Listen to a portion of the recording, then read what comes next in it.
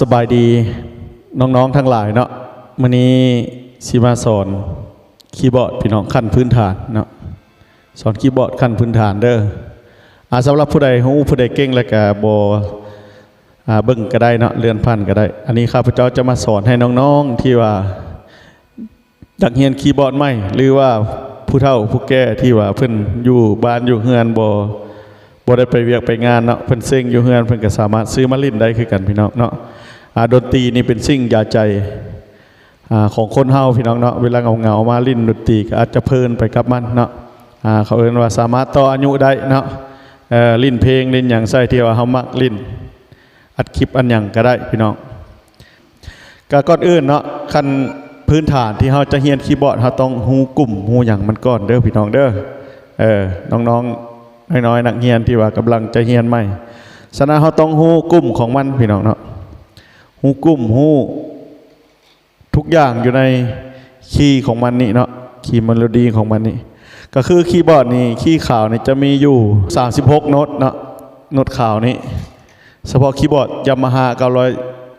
950 970 910เนาะที่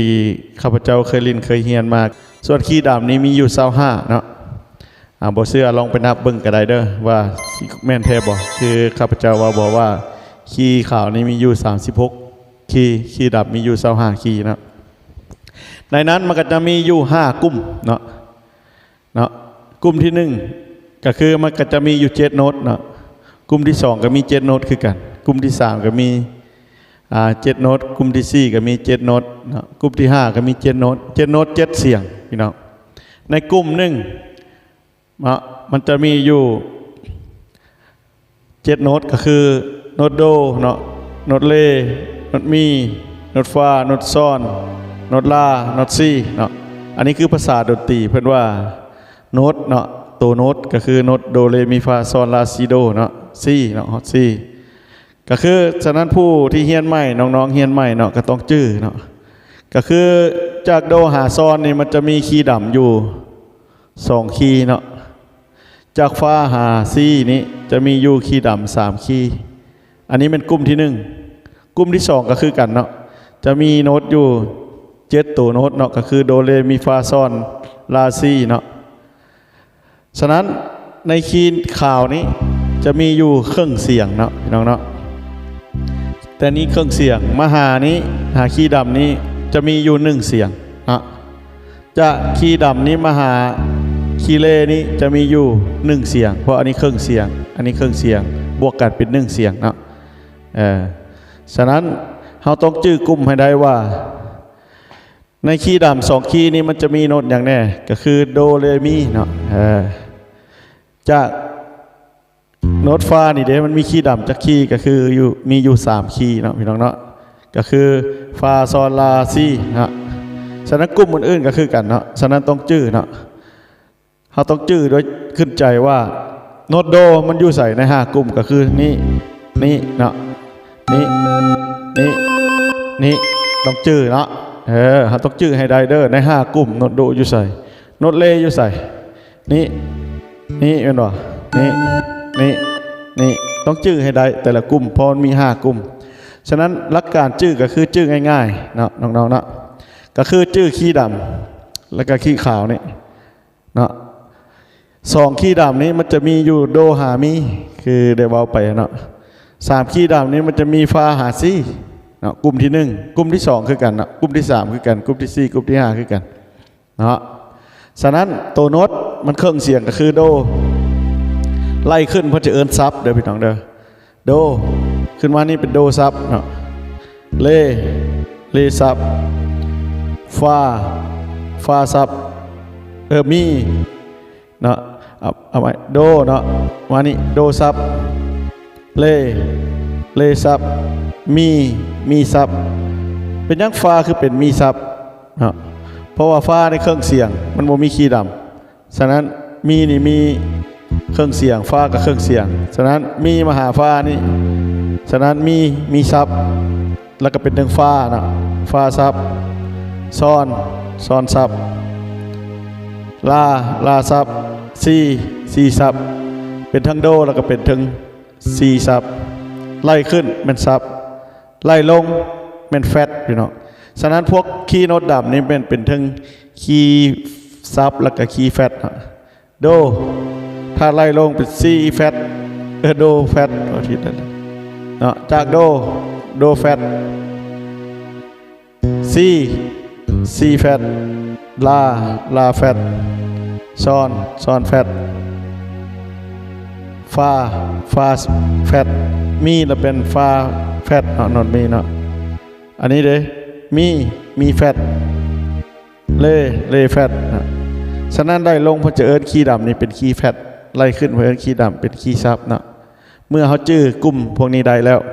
เขาจะมาเฮียนพึกดิ้วเนาะพี่น้องเนาะขั้นตอนทำอิฐน้องๆเฮียนใหม่ต้องฮู้พื้นฐานก่อนคันเขาสิไปกระโดดคำลิ้นคอดเลยลิ้นใส่ดนตรีลิ้นใส่เพลงเลยได้บ่ได้คือกันพี่น้องแต่ว่าเขาบ่สามารถที่จะสอนถอนหรือว่าสอนบทเรียนให้คนอื่นได้จะเก่งแต่คนเดียวเพราะว่าเขากำลักการบ่ได้เนาะเรื่องดนตรีลิ้นได้กับลิ้นเก่งคนเดียวเนาะเพราะว่าเวลาไปลิ้นวงใหญ่ๆมันอย่างต่างๆเขาจะเอาคอร์ดมาให้เขาเบิ่งเขาก็จะบ่ฮู้เนาะเขาจะบอกเขาเรื่องภาษาดนตรีต่างๆฉะนั้นเขาต้องฮู้ขั้นพื้นฐานก่อนเนาะน้องๆเนาะหลักจากเขาจื้อแต่ละกลุ่มนี้แล้วเนาะกลุ่มมันมี5กลุ่มจื้อแล้วโดเรมีฟาซอนลาซีนี่เนาะเฮามาเรียนฝึกดิ้วพี่น้องก่อนอื่นทับอิฐเฮาเริ่มฝึกเบื้องซ้ายก่อนเนาะมือนี้ให้มันอ่อนก็คือฝึกแบบนี้เนาะโด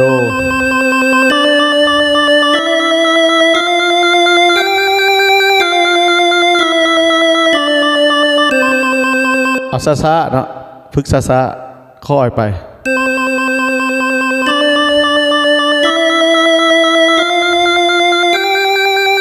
เนาะให้สม่ำเสมอฉะนั้นมันมีเสียงให้อยู่เนาะเขาจะใช้เสียงตัวนี้แตกมันไวโพดเขาก็ลงซาพอฝึกใหม่เนาะเห็นป่ะเอาเริ่มเลยดู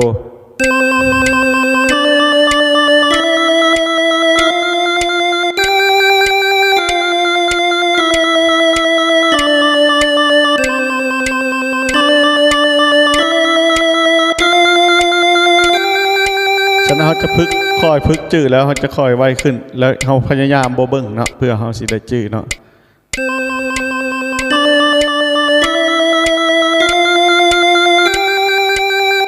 นี่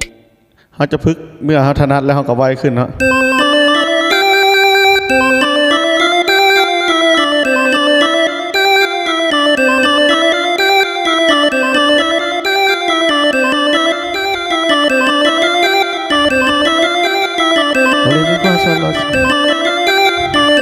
โดเรมีฟาซอนโดเรมีฟาซอนซอนฟามิเลโดโดเรมีฟาซอนซอนฟามิเลโดโดเรมีฟาซอนซอนฟามิเลโดเมื่อเอาพึกคล่องแล้วบัดนี้เขาจะพึกไปตามลักของมันก็คือ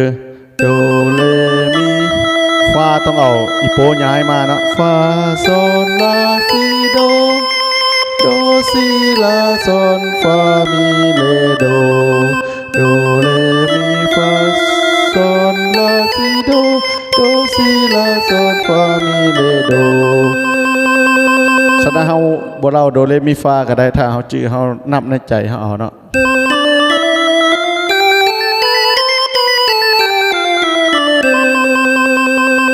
คันเฮาบ่อยากเว้าโดเรมีฟาเฮาก็นับ1 2 3 4 5 6 7ก็ได้เนาะพี่น้องเนาะขึ้นกับความจื้อของไผมันแต่ภาษาดนตรีเขาจะเอิ้นว่าโดเรมีฟาซอนลาซีเนาะ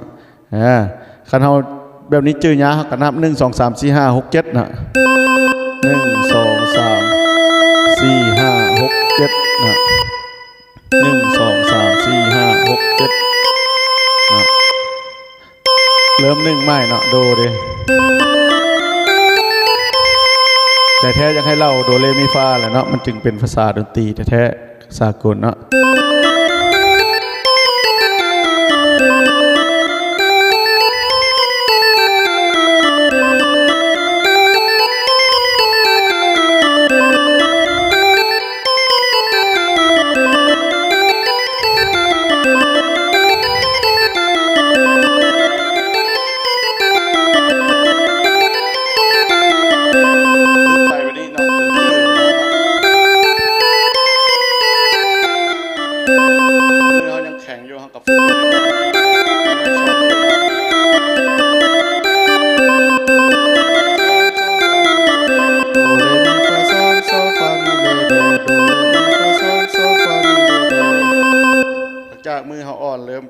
จะมาฝึกแบบนี้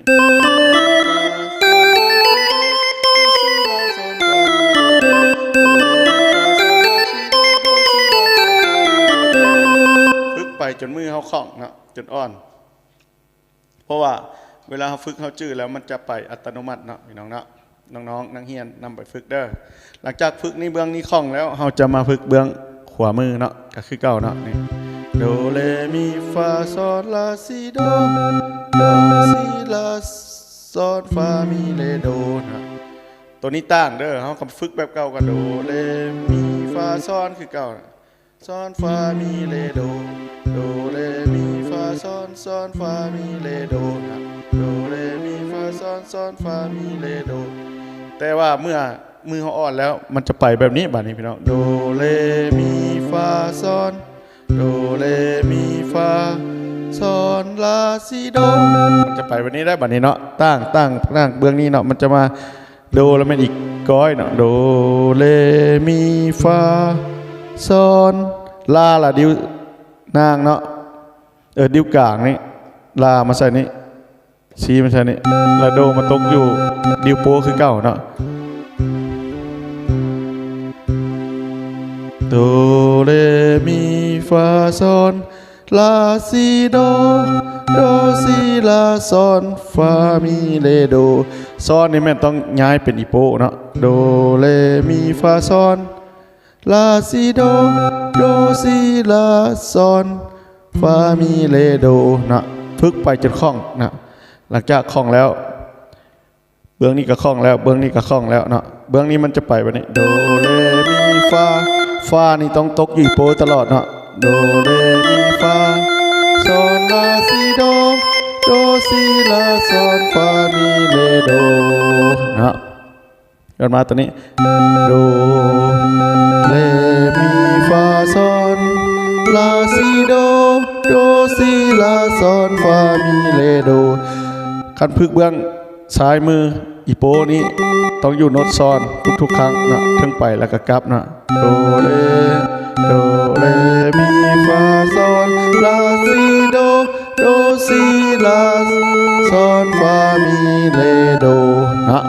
ฝึกให้มันจื้อโน้ตข่าวก่อนเด้อพี่น้องเด้อน้องๆทั้งหลายหรือว่าผู้ที่จะเรียนขั้นพื้นฐานจื้อโน้ตข่าวแล้วเขาจะมาฝึกโน้ตดำเนาะโน้ตดำคือกันเนาะอันนี้ก็โดเนาะโดสูงเนาะโดนี่เป็นโดซับเด้อโดเลมีฟาแล้วเป็นมีเนาะเพราะว่ามีซับเด้อโดเลมีฟาโซลาซีโดเนาะโดเป็นซีเพราะเป็นซีซับเนาะอันนี้ก็โดเนาะพอโดตัวนี้เป็นโดซับเด้อเนาะกันเลยโดซีลาโซนฟามีเลโดโดเรมีฟาโซนลาซีโดโดซีลาโซนฟามีเลโดเพราะว่าจากนี้ขึ้นไปเขาเอิ้นว่าซับเนาะพี่น้องเนาะซับโดซับเลซับฉะนั้นไล่ขึ้นไปมันเป็นซับถ้าเอามากรีดคีย์ดำก็คือต้องโดซับตัวนี้เนาะโดเลมีฟาโซนลาซีโดอันนี้มันซับเนาะรีดแฟตบัดนี้โดเอาโดคันลิ้นเป็นแฟตเกิดโดอันนี้ต้องเป็นแฟตเนาะซีเห็นป่ะเนาะ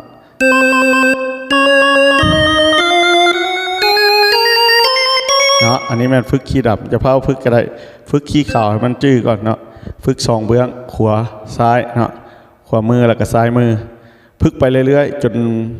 มืออ่อนแล้วเขาจึงมาฝึกเข้ากัน2เบื้องให้มันไปนำกัน2เบื้องเนาะสำนีก่อนเนาะขั้นพื้นฐานเด้อพี่น้องเด้อน้องๆนักเรียนที่จะไปเรียนอาจารย์ผู้ใดที่เป็นและก็สามารถเลื่อนผ่านได้เนาะอันนี้พระเจ้าสิลองเฮ็ดสอนออนไลน์ฟรีๆเนาะถ้าผู้ใดทึกใจอยากให้สอนอีกขั้นตอนต่อไปก็คือคอมเมนต์ได้เนาะกดไลค์กดแชร์ช่อง Facebook ข้าพเจ้าเนาะแล้วก็คอมเมนต์ว่าโอ้อยากเรียนขั้นตอนต่อไปอีกถ้าบ่เข้าใจตัวใดเกี่ยวกับคีย์นี้สามารถคอมเมนต์ได้และจะแนะนำให้เนาะก็คือพื้นฐานแท้ๆเนาะก็ต้องเรียนแบบนี้เนาะพื้นฐานคีย์บอร์ดก็คือคีย์ขาวนี้มีอยู่36คีย์ดำมีอยู่25คีย์ ในนั้นแต่ละกลุ่มมันจะมีอยู่7โน้ตเนาะก็คือโดเรมีฟาโซลาซีฉะนั้นในคีย์บอร์ดนี้มันจะมีอยู่5กลุ่มเนาะจื่อง่ายๆคือได้เว้าไปแหละก็คือจื่อคีย์ดำนี่กลุ่มของมันนี่2คีย์ดำนี้มันจะมีโดหามี3คีย์ดำนี้มันจะมีฟาหาซีเนาะจื่อง่ายๆเนาะหลังจากนั้นเฮาก็มาฝึกดิ้วเนาะอันนี้เอาสำนี้ไปฝึกก่อนเด้อพี่น้องเด้อหรือว่าน้องๆอย่างเงี้ยฉะนั้นก่อนนั้นก็มีตัวดีๆมาให้เบิ่งเนาะอันนี้สำหรับผู้ที่เล่นดนตรีเนาะอยากอัดเสียงอยากเล่นคีย์บอร์ดแล้วก็อัดใส่โทรศัพท์เลยแล้วก็ลง Facebook ลงอย่างตัวนี้สวยได้เนาะก็คือโจโยนี่เนาะโจโยนี่เสียงจะบ่รบกวนเนาะติดต่อซื้อน้ำข้าพเจ้าก็ได้เนาะราคาเป็นกันเองเนาะหรือว่าอาจารย์น้อยเนาะอาจารย์น้อยเพิ่นก็ขายติดต่อซื้อน้ำอาจารย์น้อยก็ได้หรือไปติดต่อซื้อผ่านทางข้าพเจ้าก็ได้เนาะโจโยนี่เสียงดีแน่นอนพี่น้องราคาบ่ถึงล้านเนาะสามารถติดต่อได้ใน Facebook เนาะคำสว่างAgriculture เนาะหรือว่าเบอร์ WhatsApp 98570919 สามารถทักมาถามได้เนาะซื้อได้ส่งถึงที่พี่น้องเนาะสามารถโอนเงินแล้วจะส่งให้เนาะโจโยนี่เนาะเพราะว่าเฮาคัดคนฮู้กันเฮาสามารถให้จ่ายปลายทางได้เนาะคันยังบ่ฮู้กันเฮาให้จ่ายก่อนราคาเป็นกันเองทักมาพี่น้องโจโยมั่นใจแน่นอนเสียงดีเสียงเพราะร้องคาราโอเกะในคีย์บอร์ดเลยแล้วก็เซฟสดอัดสดใส่กับโทรศัพท์เลยอันนี้มันสายเสียบหูเสียบนี้แล้วก็เสียบเข้ากับโทรศัพท์เนาะอันนี้เสียบจากคีย์บอร์ดนี้มาใส่ตัวนี้สำนั้นแล้วก็แล้วพี่น้องแล้วก็กดถ่ายวิดีโอในโทรศัพท์เลยแล้วก็สามารถเล่นคีย์บอร์ดแล้วก็อัดเสียงร้องไปนำผู้เล่นก็เล่นผู้ร้องก็ร้องเสียงดีเสียงม่วนเนาะอย่าลืมสนับสนุนเด้ออันนี้แม่นสอนคีย์บอร์ดขั้นพื้นฐานสำนี้ก่อนเนาะแล้วต่อไปถ้าว่าน้องๆผู้ที่อยากเรียนคีย์บอร์ดผู้ยังบ่ฮู้พื้นฐานเลยอยากให้ข้าพเจ้าสอนแล้วก็แนะนำสอนในขั้นต่อไปอีกก็สามารถคอมเมนต์มาเนาะแล้วก็สามารถถามได้ในคอมเมนต์ Facebook เนาะสามารถกดไลค์กดแชร์ได้ผู้เฒ่าผู้แก่ที่ว่าอยู่งานอยู่ซ่านบ่มีแนวเฮ็ดเนาะสามารถซื้อคีย์บอร์ดมาเล่นดนตรีนี้เป็นยาใจต่ออายุให้เฮาพี่น้องเนาะแต่ถ้าบิดเฮาเรียนขั้นพื้นฐานนี้อาจจะน่าเบื่อแน่น้อยนึงแต่ว่าเมื่อเฮาฝึกได้แล้วเฮาฮู้กลุ่มหมู่หยังมาแล้วเฮาจึงไปเรียนคอร์ดบัดนี้พี่น้องเรียน 2-3 คอร์ดก็สามารถเล่นได้แล้วเพลง1 2เพลงเนาะถ้าเรียนได้หลายคอร์ดก็สามารถเล่นได้ออกงานได้แล้วเนาะขั้นฝึกได้หรือว่าร้องเพลงได้ดีแฮงเล่นง่ายพี่น้องคีย์บอร์ดเนาะถ้าเฮาจื้อเพลงเฮาร้องเพลงลิ้นมันจะม่วนติดใจเนาะจะบ่อยากย่าเลยสำนี้ก็เด้อ